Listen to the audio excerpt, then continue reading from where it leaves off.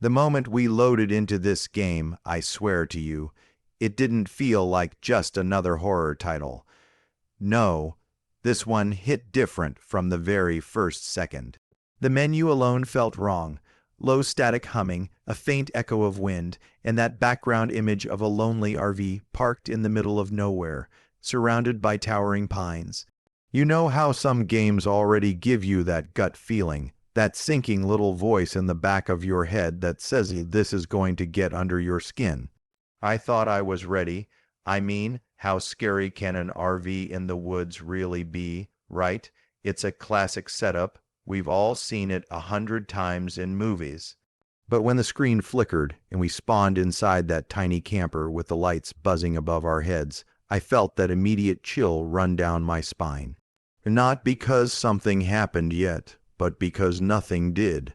And that silence, it didn't feel like game silence.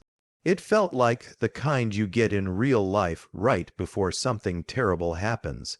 I remember laughing nervously, trying to shake it off. I said out loud, okay, not bad, pretty realistic. They nailed the atmosphere. But the more I looked around, the more it felt like the game was looking back at me. The little details, the way the RV blinds rattled in the wind, the way the fire outside kept flickering higher and then suddenly shrinking down, tiny things that didn't feel programmed. They felt alive. My buddy on voice chat joked, "Bro, you're overthinking it. It's just pixels." But then, right on cue, the sound cut out. I mean completely. No hum, no wind, no crackling fire, just silence, and you could hear it in my voice when I said, "Wait, did the audio break, or is this part of it?" Because it wasn't just silence. It was suffocating, pressing down on me, and that's when it happened. The shadows in the corner of the screen seemed to twitch, just a little. Too fast to call it movement, too subtle to say it wasn't. I leaned closer, heart beating a little too fast for comfort. My friend asked, half joking, "Did something move?" And I swear to you, I wasn't sure how to answer.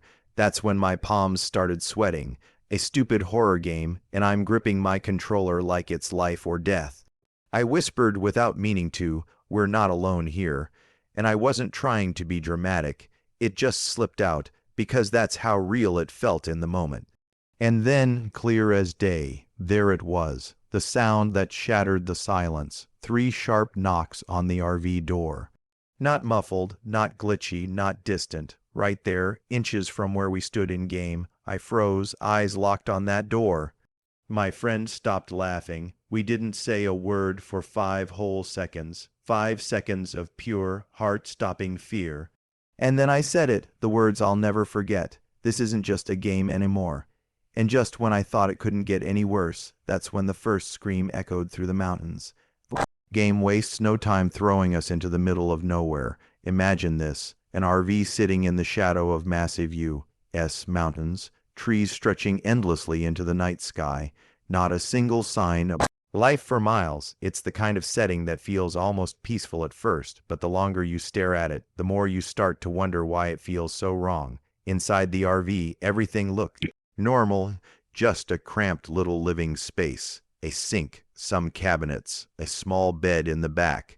You can almost smell the dusty cushions, hear the faint hum of the generator outside. At first, I thought, okay, this isn't so bad. I mean, we've seen scarier setups. My friend even joked, "Man, this feels cozy, like we're actually camping. All we need are marshmallows." We laughed, relaxed for a moment, and tried to shake off the tension from that opening knock. But then the game started to play with us. The crickets chirping outside, gone, just gone all at once, no fade, doubt, no transition. 1 second they're alive, filling the night air, and the next dead silence. And that silence was heavy, the kind that makes your ears ring.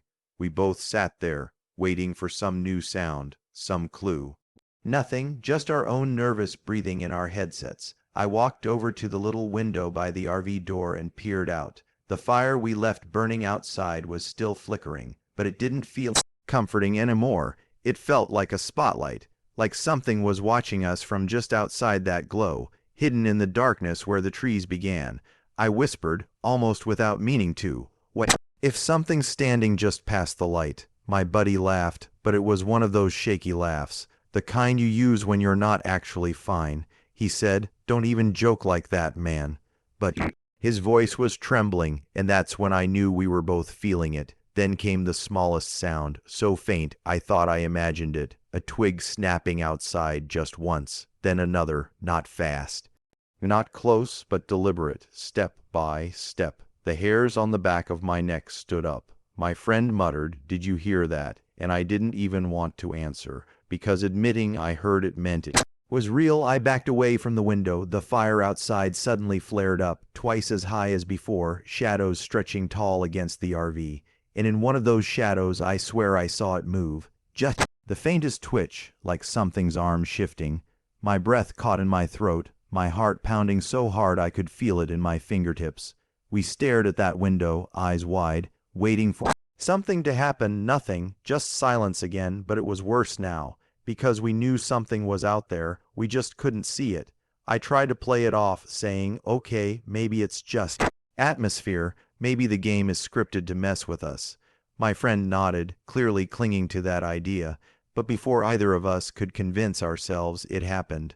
3 more knocks, louder this time, directly on the RV door. We jumped, literally screamed into our mics. And the worst part, the knocks weren't random. They had a rhythm, slow, deliberate, like someone out there wanted us to. No, they were real. They were waiting. And just when I thought I had the courage to open the in-game door, the handle started to move on its own. The RV door handle rattled, slow at first, then harder, like someone testing it. I swear my chest tightened just hearing it. You know that moment in a game where you're not sure if it's scripted or if the AI just decided to mess with you specifically. That was this. My friend shouted, "Don't open it. Don't you dare open it." But the problem was we weren't touching it. The handle was turning by itself. We backed up, eyes glued to that door. My character's footsteps echoed in the tiny RV, and every creak of the floorboards made it worse. My buddy kept laughing nervously, but you could hear the panic creeping into his voice. He said, "If it comes in, we're done, man. We're actually done." I whispered, "It's just a jump scare. It has to be." But deep down, I didn't believe that for a second. Then creak. The door swung open, and there it was. At first glance, I thought it was just another camper NPC, like maybe some hiker who wandered into our sight. But the longer I stared, less human it felt. Its body was too still, its head tilted just a little too far to the side, like its neck was bent wrong, and the face, I wish I could forget it, pale, almost glowing in firelight, blank expression, but the eyes wide open, unblinking, drilling right into us. We froze. Neither of us said a word for what felt like forever. The figure just stood there, framed in doorway, like it was deciding if it should step inside. My buddy finally whispered, "Say something, do something." And I couldn't. I literally couldn't move. My palms were so sweaty, I nearly dropped my controller. I kept expecting it to lunge, to scream, to do something sudden, but it didn't. It just watched. Finally, trying to break the tension, I blurted out, "Well, maybe it's friendly." My friend exploded laughing, not because it was funny, but because he was on the edge of losing it. He said, "Yeah, right. Invite it in for hot cocoa while we're at it." The laughter didn't help, though, because while we were joking, the figure did move, just a little, a twitch, its head snapping from one side to the other, fast, unnatural. Then it went still again, like it was testing us, and that's when I noticed something that made my stomach drop. The fire outside, it wasn't casting just one shadow, it was casting 2. There was something else out there. We scrambled back further into the RV. But it didn't matter. The figure stepped 1 foot inside, slowly, deliberately. The sound of its boot on the floor was sharp, echoing through the tiny space. And just when I thought it was about to make its move, the lights above us flickered violently. The RV buzzed, the screen shook, and everything went black for half a second. When the light came back, it wasn't at the door anymore. It was standing halfway down the hall, closer to us than before, and in that instant we realized something horrible. It didn't walk, it didn't run, it was teleporting, and if it could do that once, it could be anywhere now. The figure was gone from the doorway. 1 second it was there, the next it was standing halfway down the RV narrow hallway, closer, its head brushing the ceiling. I swear my stomach dropped. But he whispered, "Nope, nope, nope, this is broken, this is actually broken." But the worst part, the thing wasn't glitching, it wasn't jittery like a bug, it was smooth, intentional, like it wanted us to see how easily it could move. We both froze, controllers in hand, not even sure what button to press. My character was shaking, not because of an animation, but because my hands couldn't stop trembling on the sticks. The RV, once cozy, suddenly felt like a trap. Nowhere to run, nowhere to hide. Then the lights above us flickered again, first dim, then out, total black. I couldn't see my own hands on the screen, just faint outlines of the RV furniture. My headset crackled with static, whispers layered under the noise, voices that didn't sound like English. Too fast, too broken. My friend muttered, "Are you hearing that? Tell me you hear that too." And I just whispered, "Don't talk, just listen." And that's when I realized something that made my skin crawl. The whispers weren't just coming from the headset. I could feel them, like they were pressing against the back of my neck. Then, click, the light snapped back on for a split second, and there it was, right in front of me, inches away, its face filling the screen, pale skin stretched too tight, eyes wide open. My heart nearly stopped. I screamed, yanked my controller so hard the cord almost pulled out, and then darkness again. This time, when the lights flickered back, it wasn't alone. Another one was standing by the RV little kitchenette. Same pale skin, same tilted head, both of them completely still, just watching. We backed up all the way to the rear bed, hearts pounding, whispering frantic plans to each other like, do we run? Do we fight? What do we even do? But before we could make a move, the cabinet doors started slamming one by one, bang, bang, bang, louder and louder, plates crashing to the floor, the whole RV rattling. I tried the game menu, desperate to pause, but it wouldn't let me. The option was grayed out. My friend yelled, "We're stuck, we can't quit." And that's when panic truly set in, and then came the sound that froze us completely. Footsteps inside the RV, but not just one set, several, fast, heavy, running toward us from both directions of the hallway. We were trapped. The game wasn't giving us a way out. I don't think I've ever gripped a controller so hard in my life. My heart was hammering against my chest, my throat dry, every instinct screaming to run, but knowing there was nowhere to go. And that's when we realized the thing in front of us wasn't the only one in the RV anymore. They were everywhere. The second we realized the RV wasn't just occupied by one thing, but many, the panic set in. You know that gut punch where your brain says, it's over, there's no way out. That was us. Shadows flickered across the walls, cabinet doors slamming shut and then flying open, footsteps pounding from every direction. It was chaos. We both started shouting at each other like actual campers trapped in a nightmare. My buddy screamed, "Start the engine, get us out of here," and I'm fumbling with the controls, trying to interact with the ignition. My character twists the key. The RV dashboard lights up for half a second and then dies. The fuel gauge drops straight to zero. Empty. My friend yells it drained the gas. The game actually drained the gas. My heart was pounding so hard, I could barely think. We were stuck in a coffin on wheels. The pale figures were still there, standing completely still, but somehow closer every time the lights flickered, watching, waiting. I ran to the back of the RV, hoping there was some kind of weapon, some escape mechanic. Nothing. Just the shaking bed, the curtains fluttering like wind was blowing inside, even though all the windows were shut. My friend's mic crackled, and he whispered, "Dude, it's behind you." I spun the camera, and sure enough, one of them was standing inches from my character's face. No sound, no jump scare scream. Just there, staring, that was it. We snapped. My buddy shouted, "Forget the RV, grab the lantern. Run," and in-game, my hands fumbled to pick it up, the weak glow spilling across the walls. I swung the door open, and we bolted out into the woods, and for a moment, it felt like freedom. The trees stretched out endlessly, the mountain air heavy and cold, the fire behind us dying out. I could almost breathe again, but then I heard it, the sound of something chasing, heavy footsteps slamming the ground, fast, faster than we could run, branches snapping. whispering voices circling us in the dark. The lantern light was barely strong enough to see a few feet ahead, and every time I swung it around, I caught flashes. Pale arms darting between the trees, shapes crouching low, darting closer. We kept running, breathless, screaming directions at each other like, left, go left, and don't look back. But of course I looked back, and I wish I hadn't, because behind us, pouring out of the tree line, were dozens of them, not just one or two, dozens, some crawling on all fours, some staggering, some sprinting inhumanly fast, their eyes glowing faint in the dark like predator animals. My friend gasped, "We're not supposed to win this, are we? This is impossible." And I knew he was right. The game wasn't about surviving. It was about dragging us deeper into the nightmare. My lantern flickered, sputtered, threatening to die. I shook it frantically, my hands slick with sweat, whispering, "Don't go out. Please don't go out." The light flared one last time, and that's it. When we saw it, the RV, barely visible through the trees, like a beacon of false hope. We sprinted toward it, branches slashing at us, footsteps closing in from every side.